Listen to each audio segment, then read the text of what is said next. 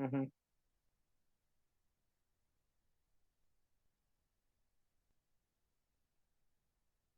हम्म एक देखो इसमें टॉपिक है 3.3 सॉफ्टवेयर मेंटेनेंस। ठीक है। चैप्टर थर्ड जो होगा, need for software maintenance.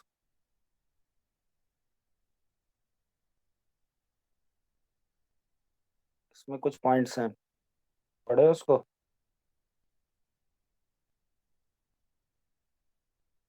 Yes sir. तो सॉफ्टवेयर मेंटेनेंस की जरूरत क्यों होती है कि हार्डवेयर हमारा पुराना हो गया। ठीक है, टेक्नोलॉजी के अकॉर्डिंग ये हमारा जो है आउटडेटेड हो चुका है। ठीक है, नई इवोल्यूशंस आ रही है।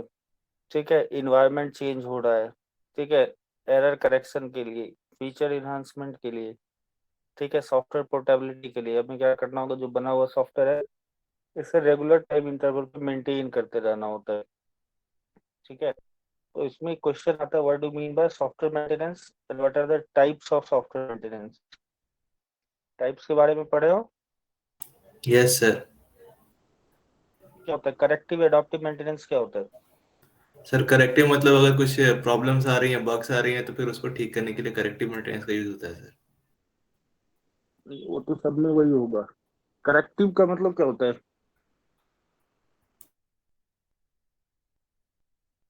करेक्टिव का मतलब होता है जैसे कि कोई एक पर्टिकुलर पार्ट में कुछ प्रॉब्लम आ रही है, हार्डवेयर हो या सॉफ्टवेयर हो। ठीक है, तो हम उसको रिपेयर कर सकते हैं। ठीक है, रिपेयर और रिप्लेस, ये करेक्शन के लिए होता है यूज। ठीक है। इस टाइप का मेंटेनेंस में क्या होता है कि सॉफ्टवेयर प्रोडक्ट जो होता है हमारा, अगर कुछ एरर दे रहा है और उसको कुछ करेक्ट करके, करेक्शंस करके, तो मॉडिफिकेशंस करके हम अगर उसकी परफॉर्मेंस को बैक कर सकते हैं, तो इसको बोलते हैं करेक्टिव मेंटेनेंस। ठीक है, यहाँ पे रिपेयर या रिप्लेसमेंट ये दोनों वर्ड्स को यूज करते हैं। एडॉप्टिव क्या होता है कि जैसे modification of software product perform after delivery to keep the software product usable in change और चेंजिंग इन्वायरमेंट। आपने इन्वायरमेंट चेंज कर दिया, तो नए इन्वायरमेंट में वो सॉफ्टवेयर चलेगा या नहीं चलेगा, वो उसको एडॉप्ट करता है या नहीं करता है, या उसका बिहेवियर चेंज हो जाता है। ठीक है, तो एडॉप्टिव मेंटेनेंस इसलिए यूज होता है कि जब हम उसके इन्वायरमेंट को चेंज करते हैं। ठीक है, तो उस इन्वायरमेंट में हमारा सॉफ्टवेयर ओल्ड परफॉर्मेंस की तरह ही चलता रहे, उसमें कोई उसमें अनवांटेड एरर जनरेट नहीं हो। ठीक है, उसके बाद परफेक्टिव मेंटेनेंस। ठीक है, परफेक्टिव क्या होता है, modification of software product after delivery to improve performance और मेंटेबिलिटी। अब हमें सिस्टम को परफेक्ट बनाना है, डिलीवरी के बाद ये होता है, हमने सॉफ्टवेयर डिलीवर कर दिया, उसके बाद उसमें मॉडिफिकेशन करते हैं। ठीक है, तो उसकी उनकी परफॉर्मेंस को हम थोड़ा इम्प्रूव करते हैं। ठीक है, उसके होता है हमारा प्रिवेंटिव मेंटेनेंस। प्रिवेंटिव मतलब कोई एरर का चांस नहीं बने, ऐसा कुछ टेक्निक उसमें लगाते हैं, प्रिवेंट करना है सॉफ्टवेयर को अनवांटेड बग्स से। तो modification of software product after delivery to detect and correct latent faults in the software product before they become effective faults। मतलब छोटी सी प्रॉब्लम बड़ी प्रॉब्लम ना बन जाए, इसके लिए हम क्या करते हैं, प्रिवेंटिव मेंटेनेंस लगा के रखते हैं, जैसे कि वायरस का अटैक हो जाए। ठीक है, तो इसके लिए वो कुछ उसके अंदर एंटीवायरस प्रोग्राम्स को इंस्टॉल करके रखेंगे, अनऑथराइज एक्सेस हो रहा है। ठीक है, तो यहाँ हमारा प्रिवेंशन आता है। देन इनहांसिव, अब इनहांस करना है क्या, उसमें अब नए नए फीचर्स लगा के, ठीक है, उससे इनहांस करना है। ठीक है, ये भी डिलीवरी के बाद होगा कि मान लो पहले वाले में 5 फीचर थे, आप उसको अपग्रेड कर रहे हो, 2-3 नए फीचर्स उसके साथ आ रहा है, इसको बोलते हैं इनहांसिव मेंटेनेंस। अब देखो एक ग्राफ बना हुआ है मेंटेनेंस एफर्ट का, पाई चार्ट में देखो, करेक्टिव मेंटेनेंस 20% एफर्ट लेता है, इनहांसिव 13%, एडॉप्टिव 20%, परफेक्टिव 30% एंड प्रिवेंटिव 15%। तो ये इसको डिवीजन किया गया है कि किस में कितना एफर्ट हमारा लग रहा है। ठीक है, तो आपको डायरेक्ट क्वेश्चन आता है इसमें, what do mean by software maintenance and explain the type of maintenance. Clear है। Yes yes sir. Sir.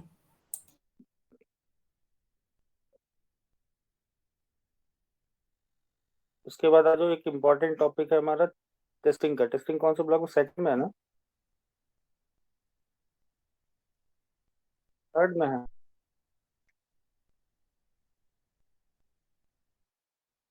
Second block का थर्ड यूनिट है। Testing। सर स्क्रीन शेयर नहीं करोगे क्या?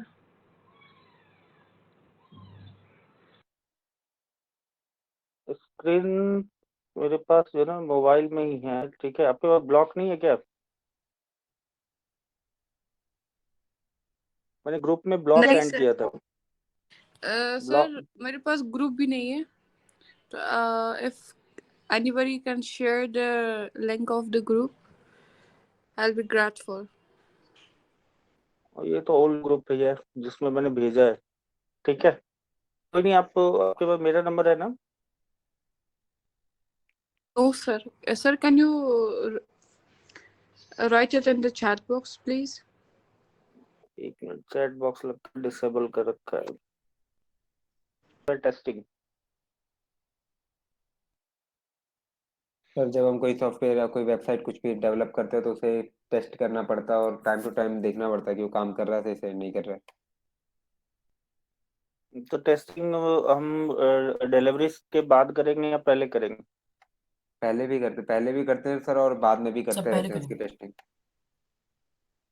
तो बाद में तो मेंटेनेंस होता है ना वो उसके बाद जो है हम रेगुलर इंटरवल पे परफॉर्मेंस टेस्टिंग करते रहते हैं। लेकिन जो मेजर टेस्टिंग होती है ये हमारा इम्प्लीमेंटेशन से पहले ही कवर होता है, ठीक है। Okay sir. जो जो बाकी सारी टेक्निक्स आप नाम जानते हो, अल्फा टेस्ट, बीटा टेस्ट, ठीक है, या व्हाइट बॉक्स, ब्लैक बॉक्स, ठीक है, ये इम्प्लीमेंटेशन से पहले होता है, ठीक है। टेस्टिंग का एक डेफिनेशन बताओ उज्जवल। सर टेस्टिंग नहीं पढ़ा सर। नहीं पढ़ा है? एसडीएलसी नो पढ़ा है? Yes sir. एसडीएलसी में टेस्टिंग नहीं था? सर था लेकिन वो तो पिछले सेमेस्टर पढ़ा था, तो जब मतलब ज़्यादा कुछ याद नहीं है उसका अभी। बहुत बढ़िया टॉपिक है। वाइवा में जो है एक क्वेश्चन टेस्टिंग से पूछेगा ही पूछेगा, इसलिए बढ़िया से इसको पढ़ो, ठीक है। Okay sir. ठीक है, बहुत ही इंपॉर्टेंट टॉपिक है एग्जाम के लिए भी और आपके प्रोजेक्ट के वाइवा के लिए भी। देखो, सॉफ्टवेयर टेस्टिंग क्या होती है? Testing is a process in which we uncover errors, ठीक है, प्रेजेंट इन द सिस्टम। अगर सिस्टम में एरर है तभी तो निकलेगा ना। तो we find the presence of error. अब देखो, होटल्स में होता है, होटल्स में एक शेफ होता है, ठीक है। उसका काम क्या होता है? जो बड़े बड़े होटल्स होते हैं, 5 स्टार होटल्स, यहाँ एक शेफ होता है, बड़ी मोटी सैलरी लेता है, पता है? Yes sir. उसका काम क्या होता है? रियल जॉब क्या होता है? सर उसको यस विकास खाने को बोलो। चेक करता है। सर खाने को खाने को चेक करता है चेक जो कर, हाँ, तो खाने को चेक करता है तो उसमें क्या क्या पैरामीटर्स वो देख के चलता है? इसमें क्वांटिटी अच्छी है कि नहीं है, इसमें कोई खराबी तो नहीं आ गई है। मतलब एज पर कस्टमर स्टैंडर्ड उसकी क्वालिटी हमारी डिग्रेड तो नहीं हो रही है, ठीक है। खाना देखो टेस्टी होगा, लेकिन क्या है, अगर वो हेल्थ हाइजीन के हिसाब से नहीं बना है तो वो रिजेक्ट कर देगा उसको, ठीक है। ये काम होता है ना उसका, यस सर। ठीक है। तो टेस्टिंग हमारा जो होता है, टेस्टिंग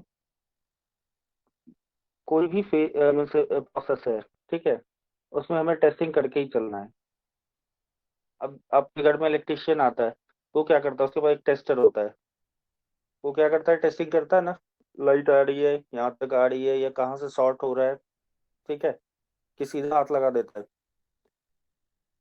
ठीक है। तो पहले वो टेस्ट करेगा, देन फिर उसको इम्प्लीमेंट करेगा अपनी टेक्निक को। तो सॉफ्टवेयर आपने बना लिया, ठीक है, सॉफ्टवेयर आपका रेडी है, रेडी टू डिलीवर है, और आप बिना टेस्ट किए वो जाके इम्प्लीमेंट कर देते हो, ठीक है। क्या होगा उसका फाइनल रिजल्ट, क्या होगा? हम्म बस समझ एरर्स, रहे हो? और उसमें कुछ चले और दिक्कत आ गई तो फिर प्रॉब्लम उस समय सॉल्व थोड़ी ना कर पाएंगे, फिर कस्टमर नहीं ले हम्म पाएगा। हम्म। नहीं तो क्या होगा? फेल्योर होगा ना। फिर उसकी सर वो, हाँ, नहीं नहीं, आपने गाड़ी डिजाइन किया, एक जो है अब व्हीकल आपने डिजाइन किया 4 व्हीलर, और टेस्ट किया ही नहीं कि ब्रेक इसका काम कर रहा है या नहीं कर रहा है, क्या होगा? डिलीवर कर दिया, डिलीवर सर वो डिलीवर कर दिया जाके, डिलीवर कर दिया ना बंदे के पास, यस सर। तो डिलीवर करोगे तो फिर क्या होगा? वो हमारा प्रोजेक्ट क्या होगा? फेल हो जाएगा सर, कंप्लेन करेगा, फिर कोर्ट में केस कर देगा। बहुत सारी चीजें हो जाएंगी, ठीक है। Yes sir. तो मतलब उतनी मेहनत करने के बाद, ठीक है, तुमने सब कुछ किया, ठीक है, एनालिसिस की, डिजाइन किया, कोड किया, टेस्ट किया, सब कुछ किया, उसको अच्छा मॉडल बनाया, ठीक है, लेकिन बिना टेस्ट किए हुए उसको जो है आपने बाजार में उतार दिया, क्या होगा? ठीक है, पैसे मिलेंगे डेवलपमेंट के? नो सर, नहीं मिलेंगे। एक फ्लाईओवर फ्लाईओवर बनाया इंजीनियर ने, सिविल इंजीनियर ने, और बिना टेस्टिंग उसको रन करा दिया, बोला अब ओके है, ठीक है, पैसे बचाने के कारण क्या किया उसने? टेस्टिंग उसकी प्रॉपरली नहीं की, सुनते हो ना कि फ्लाईओवर गिर गया, ठीक है, यस दूसरे सर। तीसरे दिन ही गिर गया। क्यों? क्योंकि उसकी प्रॉपर टेस्टिंग नहीं हुई है। तो ये एक हमारा बहुत बड़ा जो है, ये बहुत ही इंपॉर्टेंट फेज होता है, जिसको बिना किए हुए हम इम्प्लीमेंटेशन फेज की तरफ जंप नहीं कर सकते, क्योंकि ये क्या करेगा, हमारी सारी मेहनत बेकार कर देगा, उल्टा जो है हमें लेने के देने पड़ जाएंगे, ठीक है। तो इसके अंदर क्या होता है, सिस्टम की वीकनेस क्या है, ठीक है, टेस्टिंग हमारा ये भी फाइंड करता है कि सिस्टम हमारा कितना वीक है, कितना स्ट्रांग है, ठीक है। आप बाइक चलाते हो, बाइक चलाते ही होगे, yes sir. Bike yes. Scooty कुछ तो चलाते ही होगे। कितने सीसी की गाड़ी चलाते हो? 150? नहीं सर, कमी है। 125? हम्म, 125? 150? हाँ, वन ठीक है, ट्वेंटी फाइव कितनी स्पीड पकड़ता है वो मैक्सिमम? सर मिनिमम होता है सर, 70 स्पीड है। मैक्सिमम हाँ, 70। 70? उसको 80 पे ले जाओगे तो क्या होगा? सर वो ज़्यादा स्पीड भाग जाएगी। भागेगी, सर गाड़ी उसका बैलेंस करेगा, पिस्टन पिस्टन खराब हो जाएगा सर। पिस्टन, लेकिन गाड़ी तो एक 125 सीसी की है। फिर वो सर, वो उसका जो ब्रेक वो फेल हो जाएगा फिर। ब्रेक कैसे फेल हो जाएगा यार? ब्रेक दबाएगा तब तो ब्रेक फेल होगा, सर फिर ठीक इंजन है। पे प्रेशर पड़ेगा। गाड़ी के इंजन में होगा वाइब्रेशन, सर आपकी आवाज़ बीच बीच में रुक जा रही है। गाड़ी गाड़ी के इंजन में वाइब्रेशन होगा, वाइब्रेशन होगा ना, ठीक है।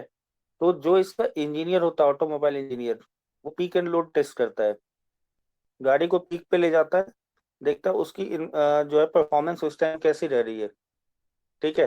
तब वो जो है स्पेसिफिकेशन में ये बताता है कि ये स्पीड में गाड़ी की स्पीड स्मूथ चलेगी, ठीक है। और इससे ऊपर जाएगा तो क्या होगा, गाड़ी की स्पीड, हमारी स्पीड तो रहेगी लेकिन हमारा इंजन धीरे धीरे धीरे धीरे बैठना शुरू हो जाएगा, आवाज आना शुरू हो जाएगा, और 5-10 और स्पीड बैठाओगे तो गाड़ी क्या होगा, बंद हो जाएगी, लोड लेगा नहीं, ठीक है। इसको बोलते पीक एंड लोड टेस्ट। तो पहले इसको टेस्ट किया होगा तभी तो आपको बताते हैं ना कि इतनी स्पीड से ज्यादा लेके नहीं जाना है, ठीक है। तो, तो किसी भी प्रोडक्ट को हम इम्प्लीमेंट करने से पहले क्या करेंगे, उसको टेस्ट करेंगे। टेस्टिंग से क्या होगा, हमारा 100% एरर अनकवर होगा, ठीक है, और उन एरर्स को हम हैंडल करेंगे, देन उसको रिमूव करेंगे उस सॉफ्टवेयर के अंदर। ऐसा नहीं कि केवल खोज के छोड़ देंगे, ठीक है, उसको हमें वहां से रिमूव करना है। रिमूव करने के बाद हम फिर से उसको एक बार इंटीग्रेशन टेस्टिंग करेंगे टोटल ओवरऑल सिस्टम को, देन फिर कस्टमर यहाँ जाके हम इम्प्लीमेंट करेंगे, ठीक है। आफ्टर इम्प्लीमेंटेशन भी टेस्टिंग होती है, that is called alpha test and beta test, ठीक है। वहां पर आप कस्टमर के साथ बैठ के वहां पर सिस्टम को टेस्ट करते हो, कस्टमर टेस्ट करेगा और आपको उसके एरर्स बताएगा, ठीक है। अब देखो टेस्ट केसेस क्या होते हैं। टेस्ट केसेस होता है कि केसेस मतलब ऐसा सिनेरियो या स्टडी जिसके थ्रू हम सिस्टम को टेस्ट करेंगे। अब डॉक्टर के पास जाते हो, डॉक्टर को बोलते हो मुझे फीवर है, सर दर्द हो रहा है, ठीक है, वीकनेस फील हो रही है, आपने सिम्टम बताया ना, उसके अकॉर्डिंग वो टेस्टिंग लिखता है। यस क्यों सर। लिखता है वो टेस्टिंग? वो यस सर। टेस्टिंग क्यों लिखता है? वो सर टेस्टिंग क्यों डायग्नोज लिखता करने है? के लिए सर। डायग्नोज, वो देखना चाहता है कि जो आपको एक्चुअली में बीमारी कौन सी है। डेंगू है, मलेरिया है, ठीक है, कोविड है, क्या है, फीवर तो किसी भी बीमारी में फीवर हो जाता है, ठीक है। तो वो ब्लड सैंपल को टेस्ट करवाता है, बोलता है कि अब आप इसका रिपोर्ट लेके आओ तब मैं मेडिसिन चलाऊंगा, ठीक है। तो वो टेस्ट केसेस बना रहा है ना, कि जो आपका आरबीसी वहां पे देख रहा है, ठीक है, डेंगू टेस्ट करवा रहा है, दो तीन वो टेस्ट केस बना रहा है कि उसके अकॉर्डिंग वो आपको डायग्नोज करेगा। वैसे ही क्या होता है, जब हम सॉफ्टवेयर बनाते हैं तो हम टेस्ट केसेस बनाते हैं, ठीक है। टेस्ट केसेस बनता है जिससे क्या होता है कि हम उस केस को पूरा स्टडी करेंगे, ठीक है। अब देखो एक एग्जांपल है आपका, एग्जांपल 1 3.15 में, कि रिक्वायरमेंट क्या, users should be able to copy a source file, file 1 to destination file 2, ठीक है। सोर्स हमारा F1 है और डेस्टिनेशन हमारा F2 है, ठीक है। इसे हमें कॉपी करनी है, ठीक है। अब हमारे पास क्या क्या टेस्ट केस बन के आएगा, देखो रिक्वायरमेंट आईडी रिक्वायरमेंट 1 है, टेस्ट केस आईडी हमने T1 रिक्वायरमेंट 1 लिया, T2 रिक्वायरमेंट 1 लिया, T3 रिक्वायरमेंट 1 लिया, 3 टेस्ट केस बनाए। डिस्क्रिप्शन क्या दिया, check if the source file is successfully copied into destination file. पहले ये टेस्ट करेगा कि वो सक्सेसफुली कॉपी हो गया या नहीं हो गया। टेस्ट केस 2 क्या होगा, check that proper error is shown if the source file does not exist. ऐसा भी हो सकता है ना, कॉपी करो और फाइल है ही नहीं उसमें, ऐसा भी सीन होता है ना, कभी कभी हम कॉपी यस मारते हैं सर। और वो फाइल एग्जिस्ट ही नहीं करती है, ठीक है। तीसरा, check that proper message is displayed if the destination file 2 is already exist। आपने ऑलरेडी उसकी कॉपिंग कर रखी है, ठीक है। ये 3 केस हमने बनाए। इसके बेस पे क्या होगा, जो टेस्टिंग करेगा सॉफ्टवेयर टेस्टिंग, वो तीनों रिक्वायरमेंट को टेस्ट करेगा, ठीक है। तीनों टेस्ट केस को यहाँ पे चेक किया कि ये तीनों हमारा सक्सेसफुली चल रहा है या नहीं चल रहा है। अगर ये चल रहा है, ठीक है, तो इसका लॉग, ये वाला मॉड्यूल जो है जिसमें कॉपिंग चल रही है source file to destination file, ये सक्सेसफुल हो गया हमारा, ठीक है। समझ में आया?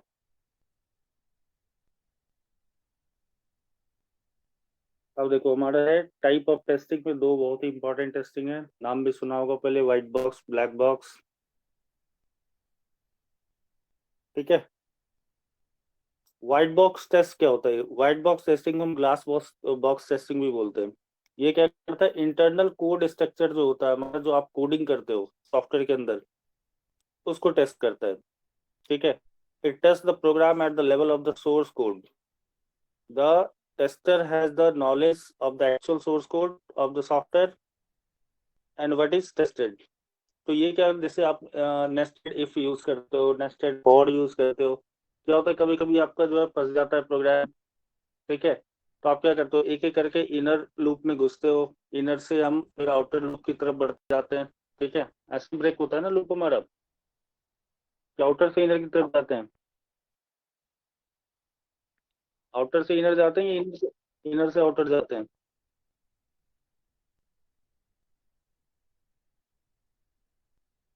नहीं नहीं, जब वो लूप ब्रेक होगा कैसे होगा, स्टाइल कैसे होगा, इनर से बाहर निकल के जाएंगे, जो इनर मोस्ट होगा वो पहले ब्रेक होगा, उसके बाद उसके ऊपर वाला होगा, उसके बाद उसके ऊपर वाला, और जो हाईएस्ट लेवल पे होगा वो सबसे लास्ट में ब्रेक होगा, ठीक है।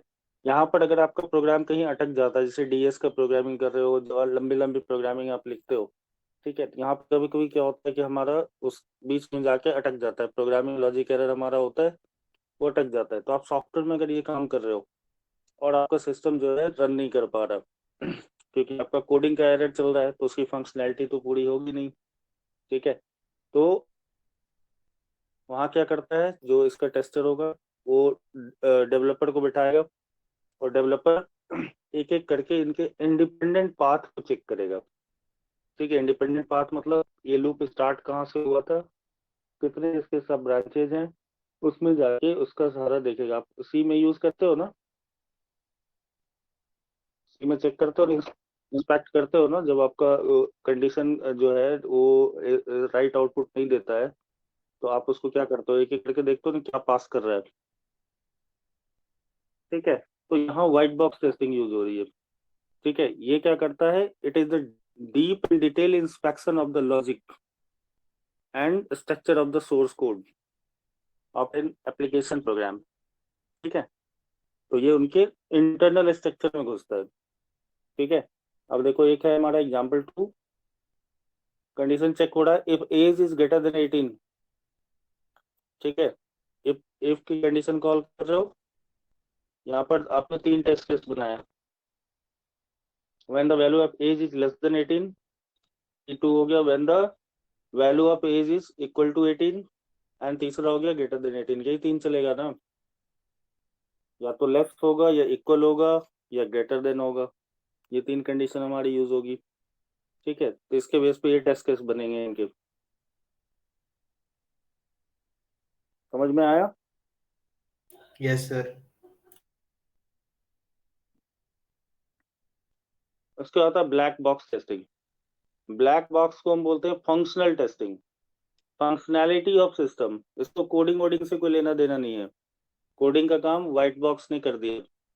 ये देखता है ओवरऑल फंक्शनिंग। तुमने यूजर लॉगिन के लिए एक विंडो बनाया, ठीक है, फॉर्म डिजाइन किया वहां पर, अब वो फंक्शन कर रहा है या नहीं कर रहा है, जिस जो रिक्वायरमेंट तुमने डाली है उसके अकॉर्डिंग वो फंक्शन करता है या नहीं करता है, तो ये फंक्शनैलिटी टेस्ट करता है कि इंडिविजुअल जितने भी मॉड्यूल आपने बनाए हैं ये बेसिकली अपना जो क्लाइंट्स के साथ आपकी रिक्वायरमेंट स्टडी हुई है, ठीक है, उसके अकॉर्डिंग ये फुलफिल कर रहा है या नहीं कर रहा है। इसको बोलते हैं फंक्शनैलिटी टेस्टिंग। अब देखो एक एग्जाम्पल, एक बुक हमें खरीदनी है, example 5। Suppose we are required to build software for purchasing book online. The simpler requirement can be stated as, ये रिक्वायरमेंट्स हो सकती है, user should be able to log in on the website, able to see book catalog, user should be able to place an order, user should be able to make the payment, user should be able to log out। ये requirement होगी login window की जब आप Amazon या कोई भी online site पे जाते हो, ठीक है, ई कॉमर्स बेस्ड साइट पे। अब इसके टेस्ट केसेस कैसे बनेंगे? लॉगिन का इसने बनाया फर्स्ट, टेस्ट केस की आईडी ली, टेस्ट केस 1 2 3 4 5। टेस्ट केस 1 में क्या टेस्ट करता है, check if the login screen is clearly visible to user और नॉट। मतलब छोटा बना दिया या बहुत बड़ा बना दिया, मतलब यूजर को क्लियरली दिखता है या नहीं दिखता है। ठीक है, तो उसका साइज क्या होना चाहिए, सेंटर्ड में होना चाहिए या लेफ्ट साइड होना चाहिए, राइट साइड होना चाहिए। जो आपकी डिस्कशन हुई उसके अकॉर्डिंग उसको अरेंज करोगे। Then test case 2, check if the user is able to enter user name and password in the provided space. आपने टेक्स्ट बॉक्स छोटा ले लिया और उसमें यूजर आईडी डाल रहे हो 20 कैरेक्टर्स का, 15 कैरेक्टर का, तो आधा तो भागेगा ना लेफ्ट साइड, पूरी आईडी दिखेगी नहीं आपको। होता है ऐसा? होता है, सर देखा है साइज कभी? अच्छी साइट्स में तो नहीं होता सर। नहीं नहीं, मतलब एक बात बोल रहा हूं, अभी तो तुम डिजाइन कर रहे हो ना, यस ठीक है, सर। तो आपने टेक्स्ट बॉक्स का साइज छोटा ले लिया और उसमें यस सर। लिख रहे हो, पासवर्ड लिख रहे हो आप 20-50 कैरेक्टर का। हाँ देन सर। आप क्या करोगे, लिमिट करोगे कैरेक्टर्स को, यस सर। ठीक है, उसको लिमिटेशन दोगे। दूसरा क्या है, उतने स्पेस दोगे जितने की नॉर्मल आईडी जा सकते हैं। ठीक है, yes sir. Then test case 3, check if the user is properly logged in the valid username and password। अगर वो यूजर नेम और पासवर्ड डालता है तो प्रॉपरली लॉगिन हो पा रहा है या नहीं हो पा रहा। टेस्ट केस 4, अगर उसने यूजर ने रॉन्ग यूजर नेम डाला तो उसके लिए एक प्रॉपर मैसेज आ रहा है या नहीं। देख तो रॉन्ग यूजर नेम डालते हो तो आता है ना, your user name does not exist, not found करके मैसेज आता है। Yes yes sir, sir. आता है या मैसेज। या जब पासवर्ड डालते हो, पासवर्ड में 1-2 कैरेक्टर इधर उधर कर दो या कैपिटल कर दो, स्मॉल कर दो, तब भी एरर आता है। टेस्ट केस 5 क्या कर रहा है, जो पासवर्ड जो आपने उस पर इनपुट किया है इसके लिए भी एक प्रॉपर मैसेज आ रहा है या नहीं आ रहा है। ठीक है, क्लियर है? Yes sir. तो इसके बेस पे हमने ये 4-5 टेस्ट केस देखे इसके। तो आप दूसरी रिक्वायरमेंट जैसे ना ऊपर में, user should be able to see book catalogue, user should be able to place in order. इस पे प्रैक्टिस कर लेना टेस्ट केस बना के कि आप क्या क्या रिक्वायरमेंट इसमें बना सकते हो। ठीक है, बन जाएगा। Yes sir. अब देखो नेक्स्ट है levels of testing. Unit test, module test, integration test, system test. Unit test क्या होता है? एक कंप्लीट सिस्टम को हम छोटे छोटे यूनिट्स में डिवाइड करते हैं, ठीक है, और यूनिट वाइज उसको टेस्ट करते हैं। ठीक है, तो ये डायग्राम देखो यहाँ पर बना हुआ levels of testing. Complete application सबसे नीचे है, इसमें मॉड्यूल्स जुड़े हुए हैं, और मॉड्यूल से हमारा ये P1 P2 P3 जो है ये यूनिट टेस्टिंग है। टॉप लेवल पे क्या हमारा कंप्लीट एप्लीकेशन, उसके बाद आता है हमारा मॉड्यूल, मॉड्यूल के अंदर आते हैं यूनिट, तो ये लोएस्ट लेवल पे चलेगा। और जब ये टेस्टिंग जैसे ऊपर में देखो P1 से P7 तक का यूनिट टेस्टिंग चल रही है, ये अगर एरर फ्री हो जाता है तो ये मॉड्यूल में आ जाएगा जितने भी यूनिट्स हैं। और फिर मॉड्यूल को टेस्ट करेंगे, मॉड्यूल अगर हमारा एरर फ्री हो जाता है तो फिर इंटीग्रेशन टेस्टिंग होती है। इंटीग्रेशन टेस्टिंग का मतलब होता है सारे मॉड्यूल को इकट्ठा मिला के एक बार टेस्ट कर लो ओवरऑल सिस्टम को, तो इसको बोलते हैं इंटीग्रेशन टेस्ट। क्लियर है? Yes sir. तो इसका जो है ना थोड़ा थोड़ा definition, black box white box का तो बढ़िया से बना लेना। इन सब का क्या है ना, 2-4 लाइन का डेफिनेशन के साथ एक एग्जांपल लगा लेना बीच में। ठीक है, यस सर।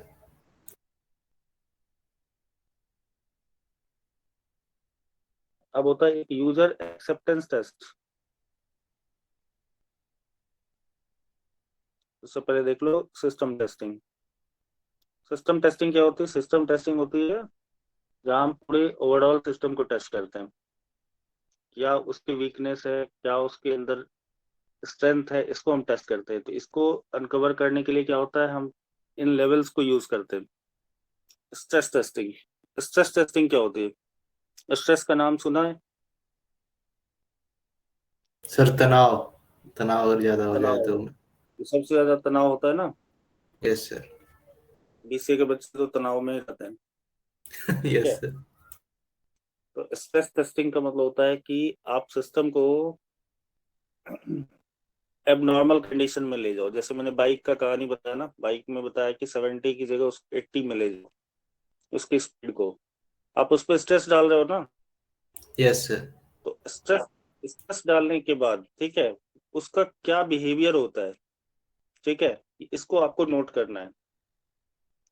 तो stress testing is perform to test the stability of a system in a abnormal condition and unnotable environment.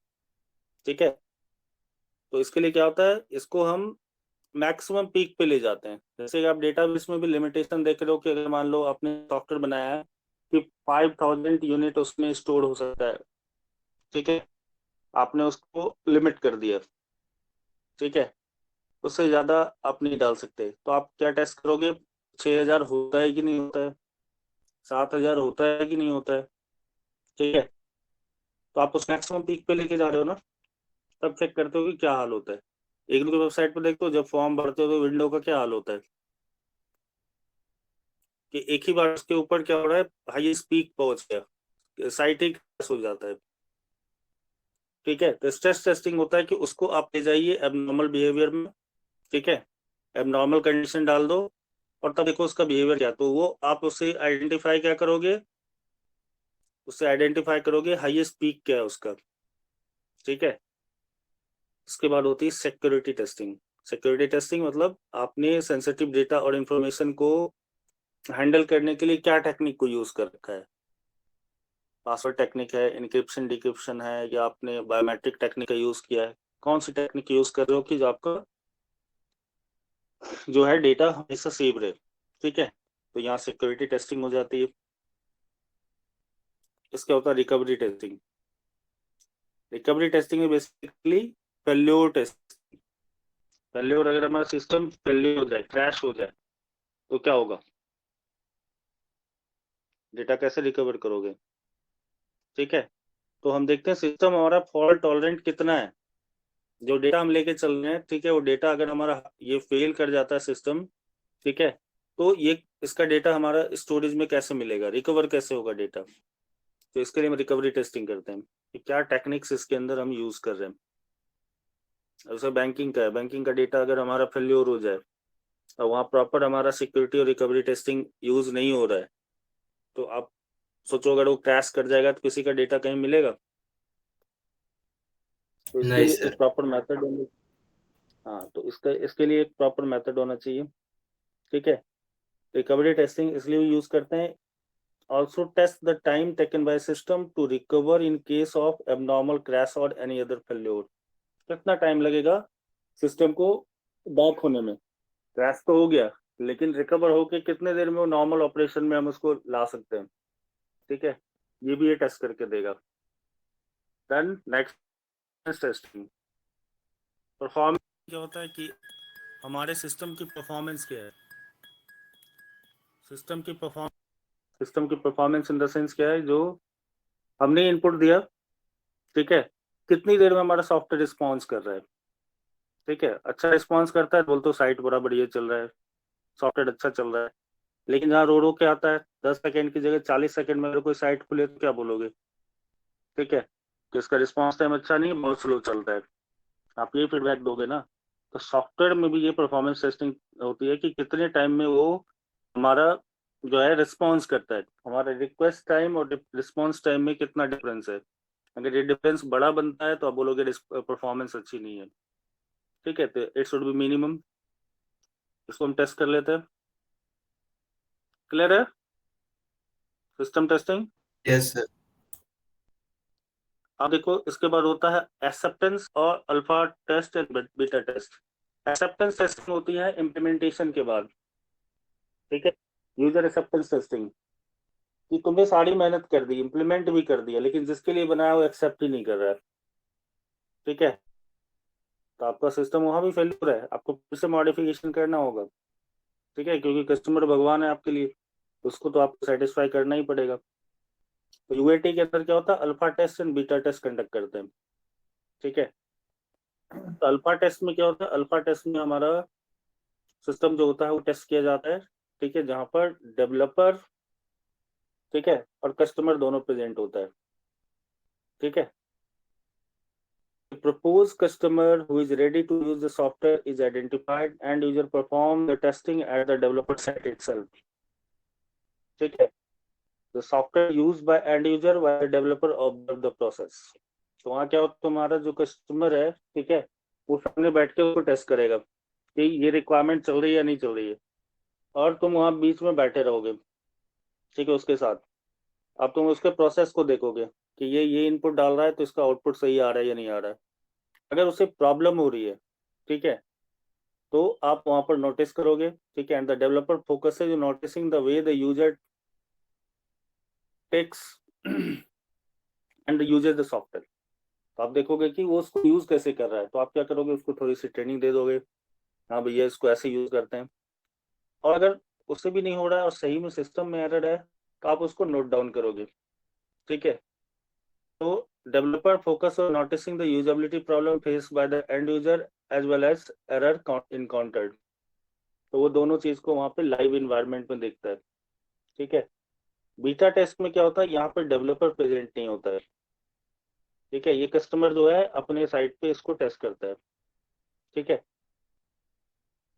Developer नहीं है तो ये क्या करता है, उसको एक एक करके टेस्ट करना शुरू करता है जो कस्टमर होता है, और तब उसको जहां जहां प्रॉब्लम होती है इसकी रिपोर्टिंग करता है डेवलपर को कि ये सारी चीजें हमने फेस की है। उसके बाद क्या करता है डेवलपर, डेवलपर उन सारे एरर्स को जो रिकॉर्डेड एरर्स है, ठीक है, इसको फिर से करेक्ट करता है और सिस्टम को फिर स्मूथली रन करवाता है, क्लियर है। Yes sir.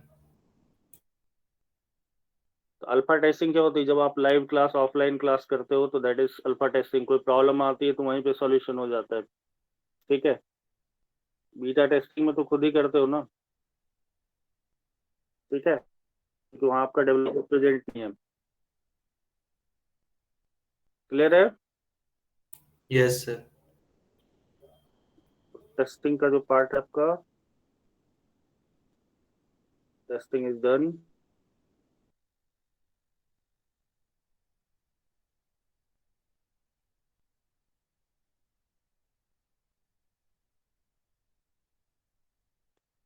साइड में डीएफडी या डायग्राम वगैरह बनाए हो? एमसीएस 14 थर्ड सेमेस्टर में तो डीएफडी वगैरह बनाए हो? डीएफडी या डायग्राम आइडिया है? बाकी लोग बना सकते हो डीएफडी या डायग्राम?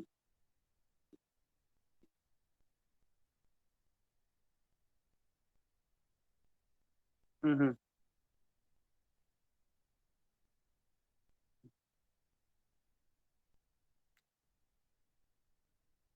डिकम्पोज होता जाता है वो। डिकम्पोज हम कर सकते हैं उसको फर्दर लेवल्स में, ठीक है। अगर आपको डिटेल डिस्क्रिप्शन चाहिए होता है, ठीक है, तो उसको हम क्या करते हैं, डिवाइड करते जाते हैं, नेक्स्ट लेवल में वो डिवाइड होता जाता है, ठीक है। लेकिन जो जीरो लेवल डीएफडी होती है, जीरो लेवल डीएफडी में हम उसका क्या करते हैं, एक ओवरव्यू केवल देते हैं, ठीक है।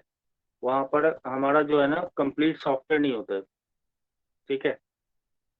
वहां पर हम उसकी ओवरऑल एक जो है ना मोटा मोटी जो आप दिखाते हो, जैसे रेलवे रिजर्वेशन सिस्टम है, रेलवे रिजर्वेशन सिस्टम में क्या क्या हमें जरूरत पड़ेगी, कस्टमर होगा, रिजर्वेशन प्रोसेस होगा, ठीक है, इनका इंट्रैक्शन दिखाते हो।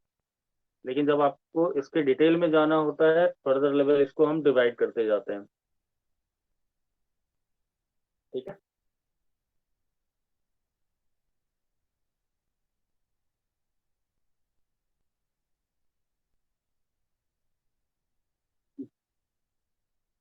हम्म।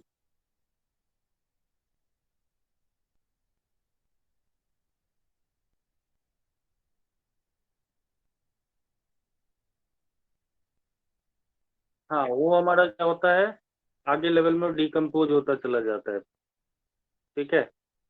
सेकेंड लेवल तक जाते जाते क्या होता है कि नॉर्मल जो होता है, जो भी होता है, सेकेंड लेवल तक में हम सारी फंक्शनैलिटी को दिखा देते हैं। बहुत ज्यादा कॉम्प्लेक्स सिस्टम है, बहुत लेंदी सिस्टम लेके चल रहे हो, तब वो थर्ड लेवल पे जाता है, ठीक है। थर्ड फोर्थ लेवल पे हम डिवाइड उसको करते जाते हैं, ठीक है। ईआर डायग्राम क्या होता है?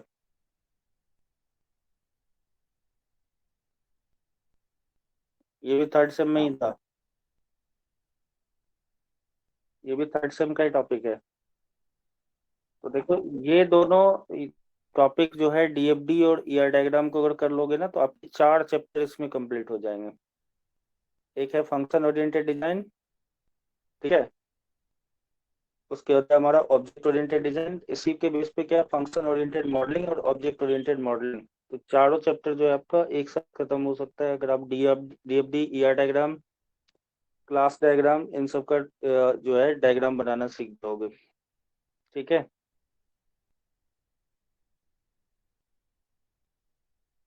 अभी एक टॉपिक हम डिस्कस कर रहे हैं, ब्लॉक थर्ड का है ये, ठीक है।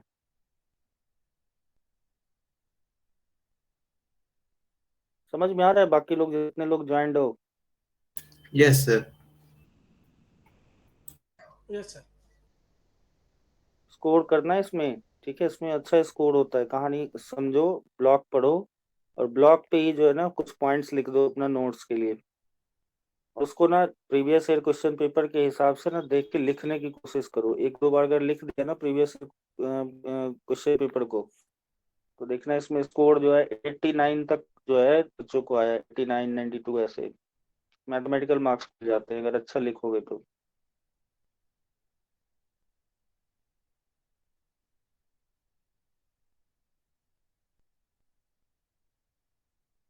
अब देखो topic unit 2, block 3, software project management.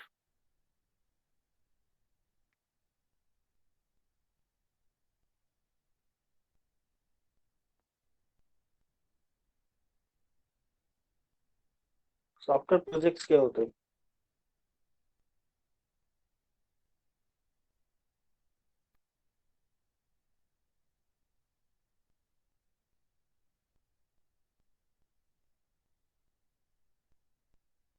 हम्म। हम्म। यानी रिक्वायरमेंट, देखो किसी ऑर्गेनाइजेशन में प्रोजेक्ट रिक्वायरमेंट क्यों होती है?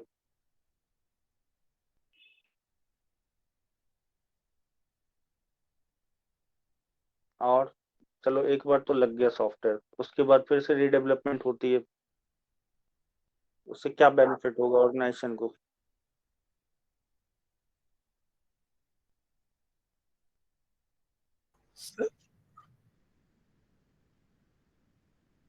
न्यू फीचर्स हम्म ऐड होते रहते हैं सर, उससे इम्प्रूव होती है। न्यू फीचर्स ऐड होते हैं, ठीक है, जिससे क्या होता है हमारा और इंटरेक्टिव चीज बनती है, ठीक है। तो दो चार पॉइंट्स में बोल रहा हूँ, उसको सुनो, ठीक है। देखो सॉफ्टवेयर प्रोजेक्ट होता है, सॉफ्टवेयर प्रोजेक्ट हम इसलिए ऑर्गेनाइजेशन करती है क्योंकि उसे अपनी परफॉर्मेंस को इंक्रीज करना होता है, ठीक है, इम्प्रूव करना है, ठीक है। दूसरा क्या है? Lock in customer, lockout competitor. Lock in customer and lockout competitor का मीन क्या होगा? कस्टमर को भागने मत दो अपने यहाँ से, ठीक है, उसको लॉक इन करके रखो। और लॉकआउट कंपटीटर, कंपटीटर को मार्केट में टिकने मत दो, ठीक है। आप अपने सॉफ्टवेयर की परफॉर्मेंस ऑर्गेनाइजेशन में जो आपका सर्विस चल रहा है, सर्विस के लिए तो इतना बढ़िया, लेकिन जो कंपटीटर का एग्जिस्टेंस ही नहीं हो, ठीक है। अभी देखो मार्केट में अब MI सबसे ज्यादा फोन चल रहा है ना, मार्केट स्टेक में मेरे ख्याल से 24% जो है MI का फोन चलता है इंडिया में, ठीक है। तो 1/4 मार्केट ये लेके चल रहा है, और जो इंडियन ब्रांड है वो नहीं चल रही है, पता है। इंडियन ब्रांड को नहीं ले रहे लोग। अगर आपको बोलूंगा कि इंडियन ब्रांड का जाके आप देखो, तो इंडियन ब्रांड नहीं लोगे, बाहर के ब्रांड को यूज करोगे। तो उसने क्या कर रखा है, कस्टमर को होल्ड कर लिया ना, कम कॉस्टिंग में दे रहा है आपको प्रोडक्ट। आप जो MI का फोन लेते हो 20,000 में, ठीक है, वो सैमसंग का लेने जाओगे तो 40,000 में देगा, ऐसा है। Yes sir. तो क्या उसकी कॉस्टिंग ज्यादा है, ठीक है, तो कस्टमर को सस्ता भी चाहिए। तो जो ये कंपनीज होती है, ये कंट्रीज के टेस्ट के हिसाब से, वहाँ के डेमोग्राफी के हिसाब से प्रोडक्ट्स बनाती है। अब चाइना जो है उसका पूरा मार्केट ही हमारे यहाँ है। वो जो चीज भी करती है, होली दिवाली, वो सब कुछ की तैयारी करता है चाइना, ठीक है। वो जिस कॉस्ट पे आपको दे सकता है, वो उस कॉस्ट पे इंडिया में नहीं बन सकता है, ऐसा ही होता है ना। देखते हो प्रोडक्ट्स, देखते हो उसके कितने सस्ते सस्ते होते हैं, ठीक है। तो उसने क्या कर रखा है, कस्टमर को लॉक इन कर लिया कि भैया हमसे बढ़िया कम कीमत में आपको कोई नहीं दे सकता है। तो कस्टमर को जो लॉक करके रखेगा, ठीक है, कंपटीटर खुद लॉक आउट होना शुरू हो जाएगा, ठीक है। नोकिया का फोन मार्केट से बाहर हो गया ना। नोकिया ने क्या गलती की? नोकिया ने क्या गलती की जो बाहर हो गया वो? और रिजिड रहा, रिजिड हो गया वो। सर वो टाइम के साथ सर वो आगे डेवलप नहीं हो पाया, एक ही स्टेट पे रहा वो। एक ही स्टेट रहा। एंड्रॉयड का उस टाइम चल रहा था, एंड्रॉयड को इसने अडॉप्ट नहीं किया, ठीक है। नहीं तो जितना बढ़िया मार्केट था इंडिया में, यही बोला जाता था कि जो फोन खरीदना है तो नोकिया खरीद लो, उसको छत पर से भी गिरा दोगे ना तब भी असेंबल करके फिर चल जाएगा। उसके मोटे मोटे फोन आते थे, याद होगा आप लोग को बचपन में, कोई फोटो वोटो या घर में देखा होगा, ठीक है। तो उसके उसका बैटरी बैकअप भी 3 दिन तक चलता था, ठीक है। फोन भी बढ़िया था, मार्केटेबिलिटी गांव गांव में लोगों के हाथ में था, ठीक है। लेकिन क्या हुआ, वो रिजिड हो गया।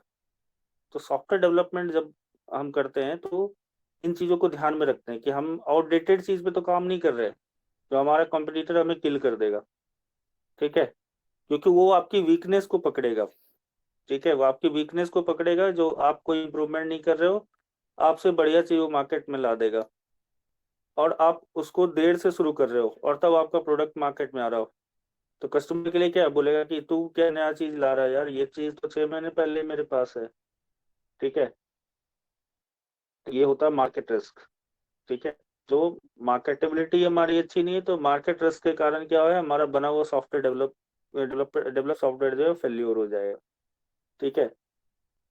तो lock in customer, lockout competitor, ठीक है, एक बहुत बड़ी लाइन है, ठीक है। इसके लिए जो कंपनी प्रोजेक्ट करती है, उसके बाद सर्विस लेवल बढ़ाती है, इम्प्रूव सर्विस लेवल बेनिफिट्स, वो अपना सर्विस अच्छा कर देती है, ठीक है। सर्विस क्या कर देती है, अब देखो जियो का आपने रिचार्ज कराया, ठीक है, कस्टमर भाग ना जाए, देखो 5 दिन पहले मैसेज आता रहता है, आता है, क्योंकि जब से पोर्टेबिलिटी की प्रॉब्लम चली है तो अब कस्टमर कहीं रुकने के लिए तैयार नहीं है। अगर उसका नेटवर्क इशू हुआ तो तुरंत पोर्ट करा लेता है 1 दिन के अंदर, ठीक है। तो अब उसके लॉक इन कस्टमर नहीं रहे ना, वो तुरंत दूसरे नेटवर्क में चले जाएंगे, ठीक है। तो वहां पे क्या होता है, सर्विस लेवल बढ़ाते हैं। कभी आपको ऑफर दिखता रहता है और कंपनीज में 3 महीने का रिचार्ज करा लो, ₹50 ऑफ हो जाएगा। ये क्या, इस मार्केटिंग स्टंट होता है इनका कि कस्टमर को लॉक इन करके रखना है, ठीक है। एयरटेल ने दिया ऑफर, तो अब जियो को भी सोचना होगा, या जियो ने ऑफर दिया है तो एयरटेल को भी सोचना पड़ेगा। क्यों, कोई भी नहीं चाहता कि हमारा बना हुआ कस्टमर मार्केट से आउट हो जाए, ठीक है, और हमारे यहाँ से हटके दूसरे कंपटीटर के पास चले जाए। तो देखते हो कंपनी जिसका ग्राफ मेंटेन करती है, आपने देखा होगा न्यूज में, इस महीने इतने लोगों ने इसमें पोर्ट करा लिया अपना, ठीक है, इसके इतने यूजर्स बढ़ गए, इसके, ठीक है, एयरटेल के, इसके इतने रिड्यूस हो गए। तो इसके लिए बैठे हुए उसकी मैनेजमेंट टीम बैठी हुई है, फिर वो डिसीजंस बनाते हैं कि क्या करे, क्या नया प्रोजेक्ट हम शुरू करें जो हमारा जो है कस्टमर हमारे को बैक हो जाए, ठीक है। तो ये काम हर इंडस्ट्री में होता है, जहाँ मार्केट कंपटीशन है वहाँ हर जगह ये खींचातानी चली रहती है। इसके लिए कंपनी हमेशा प्रोजेक्ट करते रहती है, कुछ ना कुछ उसमें चलता ही रहता है। नई इम्प्रूवमेंट के लिए एक नया प्रोजेक्ट हमें लाना ही पड़ेगा, ठीक है। पहले देखो जो है जितने भी सर्विस सेंटर थे आपके 4 व्हीलर के या 2 व्हीलर के, वहाँ लंबी लाइन लगा के लोगों को खड़ा होना होता था। अब इन्होंने क्या किया, उसको भी ऑनलाइन कर दिया, ठीक है। आप अपने हिसाब से स्लॉट बुक कीजिए और जाके वहाँ पे सर्विस लीजिए। अब आपको लंबी क्यू में नहीं बैठना होता है। बैंक्स में ऐसा ही हो गया, ड्राइविंग लाइसेंस बनाने जाते हो वहाँ भी ऐसा ही हो गया, ठीक है। तो ये क्या, ये सॉफ्टवेयर को उस तरीके से डेवलप इन्होंने किया कि ये फालतू के रश वहां से गायब हो गए धीरे धीरे, और कस्टमर को एक अच्छी सर्विस मिली। इसके लिए गवर्नमेंट सेक्टर हो या प्राइवेट सेक्टर, सब प्रोजेक्ट करती रहती है, ठीक है। तो इसलिए हमारा नया नया जो है वर्जन ऑफ सॉफ्टवेयर मार्केट में आता रहता है। क्योंकि देखो आपकी अगर रिक्वायरमेंट खत्म हो गई तो सॉफ्टवेयर डेवलप क्यों होगा, ठीक है। तो necessity is the mother of invention, ठीक है। आपकी रिक्वायरमेंट बढ़ेगी, प्रोजेक्ट तो करना ही पड़ेगा, ठीक है। अब देखो अभी आपके हाथ में स्मार्टफोन है, 15 साल पहले था, 20 साल पहले नहीं था ना। किसी ने सोचा था कि 15 ईयर्स के बाद ये घर से पीसी गायब हो जाएगा, अब सारा काम जो है, मैक्सिमम काम आप लैपटॉप से यूज कर सकते हो, ठीक है। फोन जो टेलीफोन थे वो गायब हो जाएंगे, घर से कैमरा गायब हो जाएगा, अब ये सारा काम जो है फोन में ही आ जाएगा। नहीं सोचा होगा ना उस टाइम। लेकिन उस टाइम किसी ग्रुप ऑफ कस्टमर, उसके बाद लार्ज ग्रुप ऑफ कस्टमर ने ये रिक्वायरमेंट जनरेट करते करते करते देखो आज ये एक नया प्रोडक्ट ये मार्केट में आ गया, वो कीपैड गायब हो गया मार्केट से, ठीक है। अब कीपैड वाले फोन जो देखेगा बोलेगा कि ये किस जमाने का फोन है, इसको यूज कैसे करते हैं, क्या आप यूज टू हो गए। तो क्या लगता है ये डेवलपमेंट यहीं रुक जाएगी, नो आगे सर। जनरेशन में क्या होगा, नो सर। आगे जनरेशन में क्या होगा, नेक्स्ट जनरेशन में कुछ और फीचर आएगा, आपकी डिमांड और बढ़ेगी, ठीक है। आप पे करने के लिए तैयार हो तो कंपनीज को प्रोजेक्ट करना ही पड़ेगा, ठीक है। तो a project plan should be based on the project requirement, develop estimates, and is a format consistent and approved document that provides for the essential project guideline. The purpose of the document is to support management and control of the project execution, ठीक है। तो हमारा project plan हम बनाएंगे पहले, project करने से पहले। It guide project execution, document project planning assumptions, document project planning decision, ठीक है। ये सारा हम डॉक्यूमेंटेशन करते हैं प्रोजेक्ट प्लान के अंदर, ठीक है। तो हम प्लान क्या क्या करेंगे, different type of project plan. Quality plan, quality plan क्या होगा,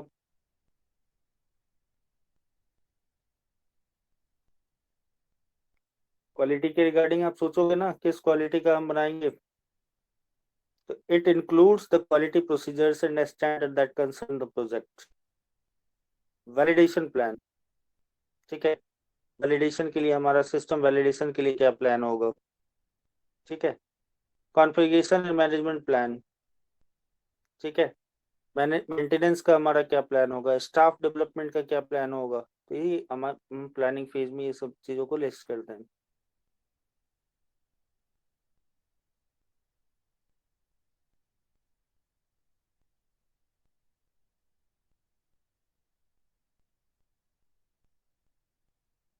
एग्जीक्यूशन ऑफ सॉफ्टवेयर प्रोजेक्ट, एक डायग्राम बना हुआ है 2.5।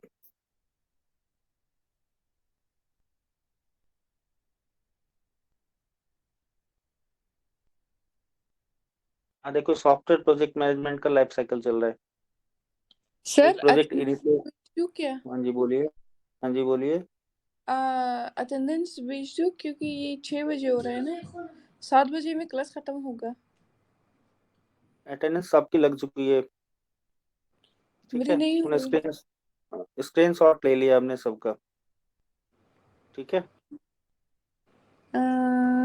So sir execution of software projects, अब देखो इनिशिएट पहले हो रहा है, प्लानिंग एंड डिजाइन हुआ, एग्जीक्यूशन फेज में आया, फिर मॉनिटरिंग एंड कंट्रोलिंग में आया। मॉनिटरिंग एंड कंट्रोलिंग में पता चला कि कुछ चीजें हमारी अधूरी रह गई है, कुछ चीजें छूट गई है।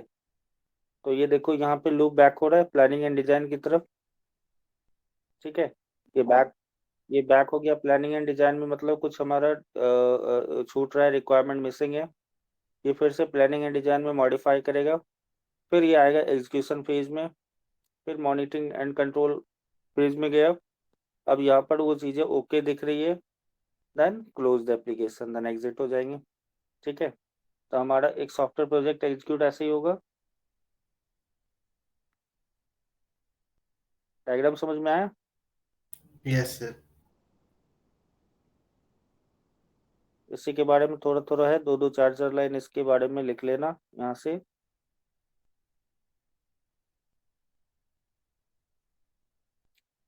देन आते हैं next topic is 2.4 monitoring of software projects. Monitoring means क्या होता है? देखना सर, उस पे मॉनिटर करना कि वो काम कर रहा है सही से या देखना नहीं कर रहा है। एनालाइज करना सर। बचपन में स्कूल में मॉनिटर बनाया जाता था ना, जी सर। क्या काम होता था उसका? देखना, मतलब उसके टीचर के एब्सेंस में मॉनिटर करता था, ठीक है। उसकी रिपोर्ट करता था, चुगली करता था टीचर को, ये करता था ना, ठीक है। तो उसके लिए क्या करता था वो? Collecting, recording and reporting information, ठीक है। कलेक्ट करता था डेटा, रिकॉर्ड करता था, देन रिपोर्ट करता था। अगर टीचर ने बोला आज कौन कौन अब्सेंट है क्लास में, आइडेंटिफाई करो, ठीक है, तो वो पूरे क्लास को देख के बताता था ये 4 बच्चे जो है ये अब्सेंट है, ठीक है। देन रिकॉर्डिंग, अगर कुछ उसे कुछ दिख रहा है, ठीक है, तो वो रिकॉर्ड करके उनको बताता था। Then reporting information concerning project performance that project manager and other wish to know. तो मॉनिटर करना, प्रोजेक्ट को मॉनिटर हमारा करता है प्रोजेक्ट मैनेजर जो होता है, ठीक है। ये आपसे देखता है कि पर डे का क्या परफॉर्मेंस है, पर वीक का क्या परफॉर्मेंस है, पर मंथ का क्या परफॉर्मेंस है, ठीक है। देन होता है कंट्रोल। कंट्रोल मीन्स क्या होता है? कंट्रोल मीन्स होता है it uses data from monitoring. Monitoring का डेटा कंट्रोल वाला यूज करेगा, ठीक है, to bring actual performance to planned performance, ठीक है। देखो ये लाइन में बहुत दम है, to bring actual performance to planned performance, ठीक है। प्लानिंग आपने बहुत लंबी की है, लेकिन एक्चुअल परफॉर्मेंस कितनी है, ठीक है।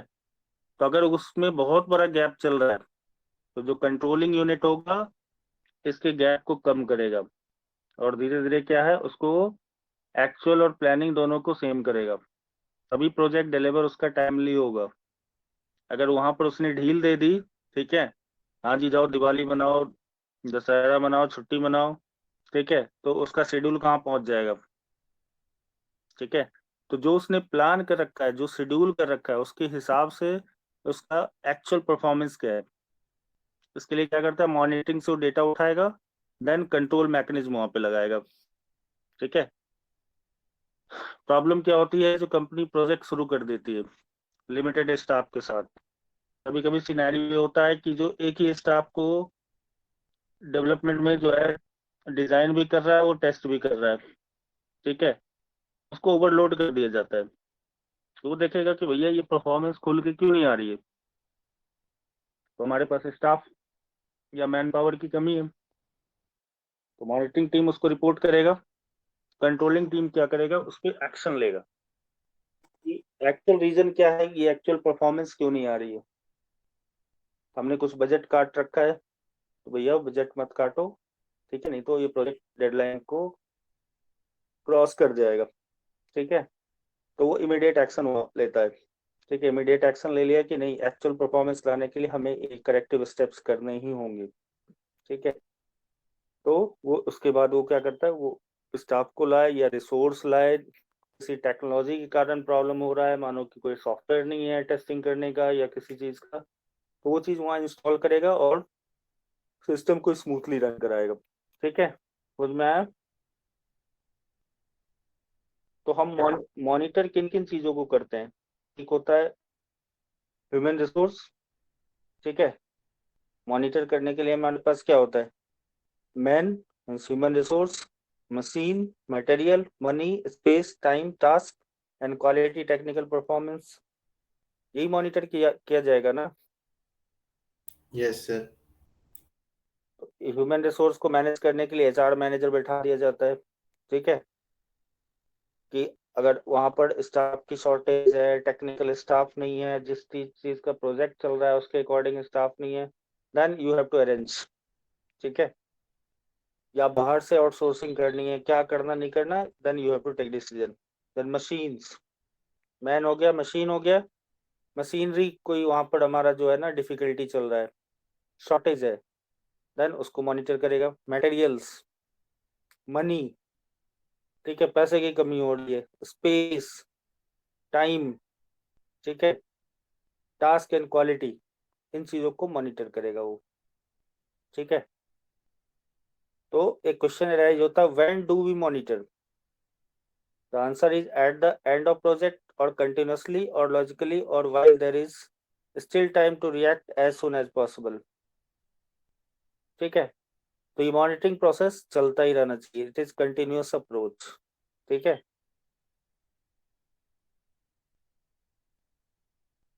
तो हम मॉनिटर क्या क्या करते हैं, how do we monitor, the answer of this question is through meeting with client parties. ठीक है, involve in project, word chart, Gantt chart draw करते हैं। ठीक है, चार्टिंग टेक्निक का यूज करते हैं, अर्न वैल्यू एनालिसिस यूज करते हैं, क्रिटिकल रेशियो करते हैं, माइलस्टोन्स देखते हैं। माइलस्टोन क्या होता है, प्रोजेक्ट माइलस्टोन क्या होता है, तो जो भी चीज अचीव करनी है वो माइल, होने की नहीं हो रही। जैसे आप यहाँ से जयपुर जाते हो तो आप रोड पे देखते हो पत्थर, वो माइलस्टोन लगा होता है।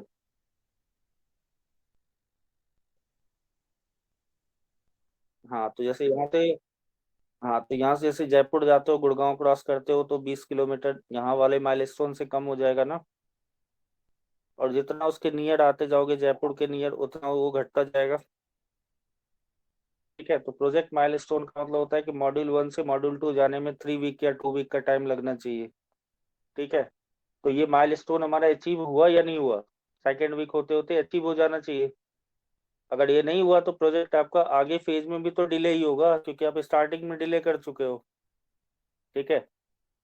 तब जाके क्या होता है, जो आपका टीम लीडर या प्रोजेक्ट लीडर होता है वो वहां पर हल्ला गुल्ला करना शुरू करता है, भाई ओवरनाइट बैठो, घर में ले जाओ, अब तो वर्क फ्रॉम होम का जमाना है। ठीक है। तो लोगों को लैपटॉप पे घर पे लगे ही रहना है, सॉफ्टवेयर डेवलपमेंट वाले जो भी लोग हैं, तो उनको क्या होता है, उनके ऊपर प्रेशर बढ़ता जाता है, जो 10 घंटे का काम है अब 16 घंटे में कन्वर्ट हो गया, क्योंकि वो माइलस्टोन उसे अचीव करना है, डेडलाइन उसके सर पे है। ठीक है। और प्रोजेक्ट उसका कंप्लीट नहीं हो रहा है, तो वो इसके लिए करेक्टिव एक्शन लेगा। ठीक है। देन रिपोर्ट्स बनाएगा, टेस्ट एंड इंस्पेक्शन करेगा। ठीक है। तो ये हमारी मॉनिटरिंग करने की टेक्निक्स होती है।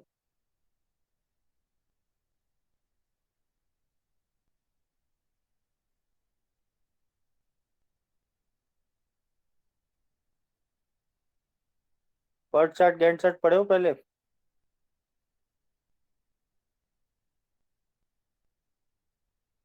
तो ड्रॉ नहीं किया कभी? कोई नहीं, सेंटर पे जिस दिन बुलाऊंगा ना उस दिन इसका एग्जाम्पल के साथ करा दूंगा एक। देखो पर हाँ, नेक्स्ट संडे जो है ना एक कर लेंगे हम लोग, ठीक है? फर्स्ट हाफ में ही बुला लूंगा, ठीक है? तो इसको बैठ के कुछ जो डायग्रामिंग टेक्निक्स है वो सामने बैठ के कर लेंगे एक एग्जाम्पल के थ्रू, ज़्यादा बढ़िया है। क्योंकि इसमें क्या है, इसमें जैसे इंट्रोडक्टरी है, ठीक है? पर्ट चार्ट एक बार सीख जाओगे तो लाइफ टाइम तुम्हारे साथ रहेगा, ठीक है? पर्ट गैंट चार्ट ये सब शेड्यूलिंग टेक्निक्स होता है। तो देखो, पर्ट का फुल फॉर्म होता है programme evaluation and review technique, ठीक है? It is a scheduling method, ठीक है? ये प्रोजेक्ट को शेड्यूल करता है। प्रोजेक्ट शेड्यूल कैसे होता है हमारा, जैसे कि अभी आपका इग्नू का शेड्यूल आया है, बीसीए फिफ्थ सेमेस्टर का एग्जाम जो है इस पेपर का इस डेट को होना है, इस पेपर का इस डेट को होना है, तो उनके बीच में गैप होगा ना, 2 दिन 3 दिन 4 दिन 5 दिन, ठीक है? तो अगर मैं इन एक्टिविटीज का एक चार्ट बनाऊं, ठीक है, तो एक हमारा ग्राफ बन के आ जाएगा, ठीक है? तो पर्ट चार्ट क्या होता है, ये हमारा प्रोग्रेस चेक करने के लिए होता है कि हमारे प्रोजेक्ट में कितना प्रोग्रेस हुआ है, ठीक है? अब जैसे देखो डायग्राम है फिगर 2.8, ये क्लियर नहीं है डायग्राम, एक मैं डायग्राम आप लोग को व्हाट्सएप कर दूंगा, ठीक है? यहाँ देखो एक्टिविटी का ये ग्राफ बना हुआ है, ठीक है? First activity, second, third, fourth, fifth, ये एक्टिविटीज का एक ग्राफ बना हुआ है, ठीक है? इसमें देखो यहाँ प्रोबेबिलिटीज दिया हुआ है, जो 3 डेज में ये एक्टिविटी 1 से 2 की तरफ जाएगा, 1 से 3 की तरफ 3 डेज में जाएगा, 1 से 4 की तरफ ये 6 डेज में जाएगा, एंड 2 से 5 की तरफ ये 9 डेज में जाएगा, ठीक है? अब प्रोजेक्ट मैनेजर क्या करता है, इस चार्ट को पकड़ता है कि 1 से 2 में जो लोग बैठे हुए बंदे बैठे हुए हैं, इन्हें 3 डेज में ये कंप्लीट कर देना है, ठीक है? तो वो फर्स्ट डे सेकंड डे उनके पीछे पड़ा रहेगा, ठीक है? मतलब थर्ड डे से अगर वो क्रॉस कर गया आगे, तो इसका इफेक्ट क्या होगा, नेक्स्ट मॉड्यूल पे जाएगा, डेट उसकी चेंज हो जाएगी, ठीक है? तो उसने एक इसका एक्टिविटी का ग्राफ बना लिया, एक्टिविटी का ग्राफ बना लिया और उसने यहाँ से मॉड्यूल के बीच में लिंक करके एक ग्राफ यहाँ पर बना दिया, ठीक है? अब इससे वो जो है कैलकुलेट करता है कि जो हमारा प्रोजेक्ट मैक्सिमम कितना टाइम लेगा पूरे मॉड्यूल को कंप्लीट करने में, ठीक है? अगर उसे यहाँ कुछ प्रॉब्लम दिख रही है कि नहीं ये 3 डेज में नहीं हो पाया, 4 डेज में चला जाएगा, 6 डेज में चला जाएगा, या बहुत ही एक ऐसा अनएक्सपेक्टेड एरर जनरेट हो गया जो पूरी टीम लगी हुई है निकल ही नहीं पा रहा है, तो वो क्या करेगा, इसके टाइम को थोड़ा प्लस माइनस करेगा, इस मॉड्यूल 9 डेज वाले से कुछ एडजस्ट करके इधर टाइम लगा देगा, इधर वाले काम को फास्ट कर देगा, मतलब उसके पास ये शेड्यूलिंग टेक्निक है, ठीक है? यहाँ कुछ नए मैन पावर्स को ऐड कर देगा जिससे क्या होगा, स्पीड अप हो जाएगा, ठीक है? क्योंकि उसे अगर 45 डेज में कंप्लीट करना है, 50 डेज में कंप्लीट करना है, तो वो डेडलाइन वो क्रॉस नहीं करेगा, तो ये एट द एंड तो नहीं देखेगा ना, एंड बिट भी नहीं देखेगा, ऑनगोइंग प्रोजेक्ट में बीच में वो ट्रैक करेगा ना कि ये प्रोग्रेस कितना चल रहा है, ठीक है?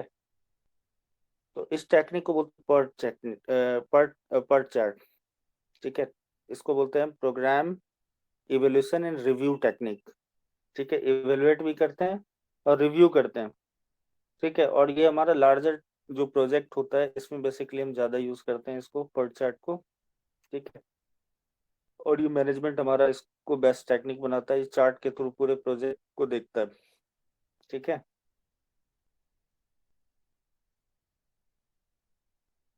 उसके बाद आता है हमारा गैंट चार्ट। गैंट चार्ट होता है हमारा टाइमलाइन चार्ट। टाइमलाइन चार्ट होता है जो ये भी उसी तरीके से यूज किया जाता है कि जो हमारे प्रोजेक्ट में जो मॉड्यूल स्टार्ट हुए ये कब फिनिश हो रहे हैं, किसके बाद वो स्टार्ट होंगे, ठीक है? मतलब प्रीडिसेसर और सक्सेसर, इसका कौन सा होगा, जो पहले कौन सा कंप्लीट हो रहा है, उसके बाद कौन सा कंप्लीट हो रहा है, ठीक है, और सारे मॉड्यूल कौन सी डेट को कंप्लीट होने वाले। इसका एक डायग्राम देखो, इस डायग्राम को समझो। एक्टिविटी ए है, बी है, सी है, डी है, ई से लेके जे तक। ड्यूरेशंस दिए हुए 5, 10, 8, 1, 5, 10, ठीक है। और यहाँ दिया हुआ प्रेडिसेसर्स, बी का प्रेडिसेसर ए है, सी का प्रेडिसेसर ए है, डी का भी ए है, ई का बी और सी है, ठीक है।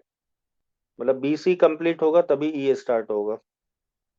ऐसे ही हमारा एफ है, एफ 10 डेज ले रहा है, डी ई कंप्लीट होगा तब एफ स्टार्ट होगा, ठीक है। एफ कंप्लीट होगा तो जी स्टार्ट होगा। प्रेडिसेसर का मतलब ये होता है कि वो उससे लिंक है। एफ जब आई हमारा एफ जब कंप्लीट होगा तो आई स्टार्ट होगा, 12 डेज का टाइम लेगा। अब इस डायग्राम को देखो, यहाँ पे जो चार्ट बना हुआ है, पहले एक्टिविटी ए से जे तक लिख दिया, ठीक है।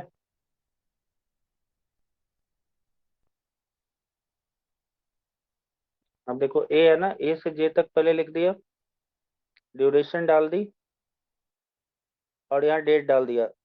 18/1 को स्टार्ट हो रहा है एक्टिविटी ए, ठीक है। कितने दिन तक चलेगा, 5 डेज तक, ठीक है। 5 डेज इसको चलाया। अब बी को स्टार्ट होना है, 10 डेज का टाइम लगेगा। तो बी किससे लिंक है, ए से लिंक है ना, तो ए से देखो एक एरो आ रही है बी की तरफ, ठीक है। फिर देखो सी और डी में भी वही चीज हो रहा है, सी में 1 डेज का टाइम ड्यूरेशन है,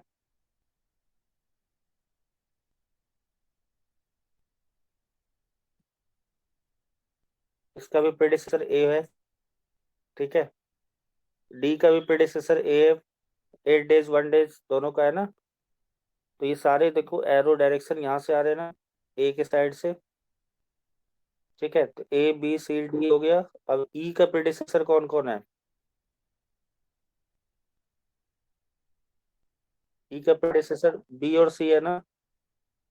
तो देखो जहां बी और सी एंड होता है वहां से एरो आ रहा है ई की तरफ,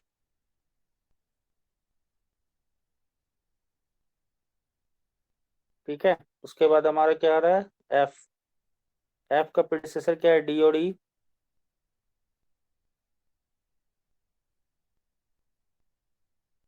ठीक यस है। सर। ऐसे करके, हाँ ऐसे करके इनको लिंक करते जाना है। एट द एंड देखो ये कंप्लीट कब हो रहा है तुम्हारा, 5/4 को ये कंप्लीट हो रहा है, ठीक है। इसको बोलते हैं हम एक्टिविटी नेटवर्क, ठीक है। तो एग्जाम्पल बनाने के लिए क्या करना, इतना लंबा नहीं लेना, ठीक है। इसमें एक एक दो डिलीट कर देना, एक दो प्रैक्टिस कर लो खुद से बना के, एक तो इसी को बना लेना। उसके बाद एक दो अपनी मर्जी से ऊपर नीचे कर दो, 4-5 का ग्राफ बना के, अगर एग्जाम में आता है गैंट चार्ट क्या होता है इसके एग्जाम्पल से बताओ, तो फिर उसको ऐसे बना दो, ठीक है। क्लियर है। Yes sir. आज की कथा यहीं समाप्त करें। हाँ, क्योंकि इसको आपको स्टडी करना होगा, क्योंकि लगभग जो है आपका 3 चैप्टर कंप्लीट हो गया है, ठीक है। तो नेक्स्ट क्लास हम एसआरएस करेंगे, ठीक है। नेक्स्ट क्लास मेरे ख्याल से कल ही तो क्लास है, जी सर। कल है ना, कल शायद क्लास है, ठीक है। क्लास आपकी खिंच जाएगी जल्दी, ठीक है। ये क्लास जल्दी खिंच जाएगी, उसके बाद बैठ के डिस्कशन जब करना होगा क्लास में डिस्कशन करते रहेंगे, ठीक है। कल सर 2 क्लास तो है आपकी। हाँ कोई नहीं, 2 क्लास है उसमें ज्वाइन करना ना। ऑलमोस्ट टॉपिक आपका ये 9, टोटल 9 क्लासेज हैं इसमें, ठीक है। ओके। तो 9 क्लासेज हैं, तो क्लास आपका एडवांस चल रहा है, इसमें 5 चैप्टर आपके हो चुके हैं, ठीक है। Okay sir. आप अब आराम से पढ़िए, ठीक है। थोड़ा थोड़ा भी अगर ज्वाइन करते जाओगे तो आपका ओवर हो जाएगा, ठीक है। जी सर। मेन है कि जितना पढ़े और इसमें कहीं भी दिक्कत आता है तो कल ही डिस्कस कर लेना, ठीक है।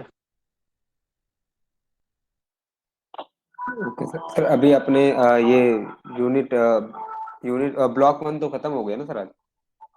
ब्लॉक 1 नहीं हुआ ना, ब्लॉक 3 का था ना टॉपिक ये। अच्छा, वही सर, क्योंकि मैं अभी ब्लॉक ब्लॉक 1 अभी हमने शुरू नहीं किया, ब्लॉक 1 SRS है। ब्लॉक तो 1 में SRS और फंक्शन मॉडलिंग है, DFD, ओके ठीक है। ब्लॉक 1 कल कराऊंगा, ठीक है। Okay sir, okay. हाँ, ब्लॉक 1 कल कराऊंगा। ये हो गया। ब्लॉक 2 का भी जो है आपका मेरे ख्याल से टेस्टिंग वाला चैप्टर हो गया उसका, जी ठीक सर, है। वही टेस्टिंग वाला था वो। हाँ, टेस्टिंग वाला चैप्टर ब्लॉक 2 का था, तो उसको जो है ना नोट्स बनाते जाओ, ठीक है, साथ के साथ। तो हैवी नहीं पड़ेगा, और ये नोट्स आगे भी रखना बना के खुद से, आपको वाइवा में बहुत काम आने वाला है, ठीक है। जी सर। ठीक है, फिर मिलते हैं। Okay sir, thank you sir. Okay.